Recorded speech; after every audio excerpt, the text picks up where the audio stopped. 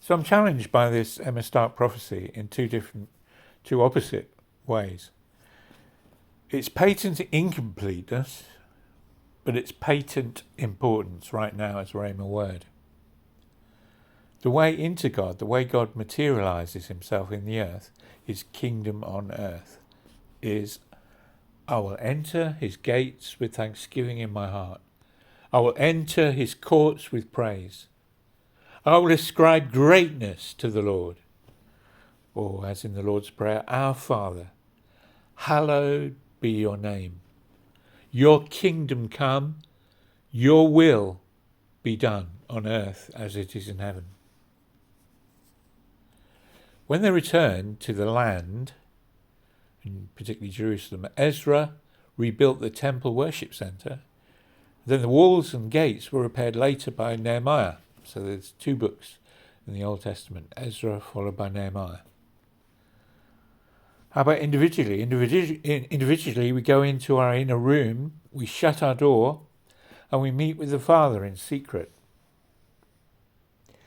In the wilderness, God established the pillar of cloud and a pillar of fire at the centre of the community. Unfortunately, this got relocated through hardness of heart, and the tent of meeting went outside the camp. By taking seriously the first and second commandments, once more, we re-establish God's glory presence in our midst once again.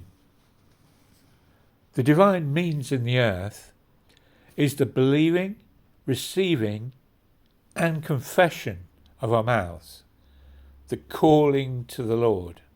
This is our experiencing of God in real time.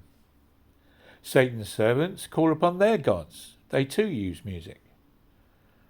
This is the divine protocol with created beings. But it's unto him we gather, not the devil.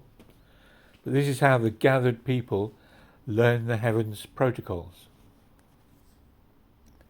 The earth's first New Covenant 24/7 worship centre was in Bangor.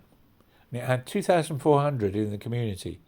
And 1,200 of those were slain at Rome's command through the Anglo-Saxon king.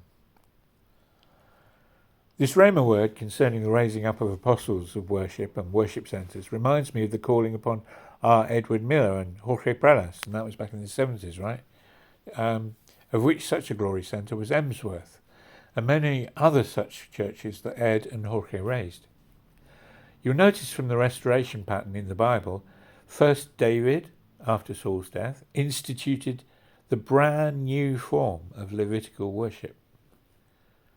Then Israel and Judah were exiled and Jerusalem ransacked. But as first Ezra returned to Jerusalem, the house of the Lord, the house of praise and Davidic Levitical worship was rebuilt. Nehemiah then rebuilt the walls and very key 12 gates of Jerusalem. Each gate, each tribe has meaning in the spirit. The patent incompleteness I described is where the new covenant leads us.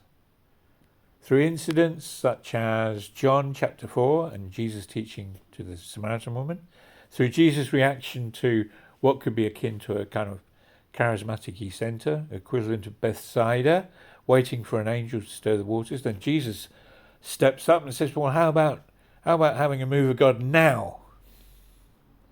Or Paul restating the fuller picture of what worship is in Romans 12:1-2. There's a whole third level of growth as individuals and local churches put down for us, which is put down for us in Paul's Romans teachings and in 1 John 2. It's akin to a whole Feast of Tabernacles vision of things. And the third feast, with outpouring, as in the feast of the pouring out of water, and the feast of ingathering or revival. And then there's also community living within a new administration, as mentioned in Ephesians 1:10. Mature elders having a roof with a hole or holes in, allowing God to be the ultimate roof and head, but not one man in charge as we're living now.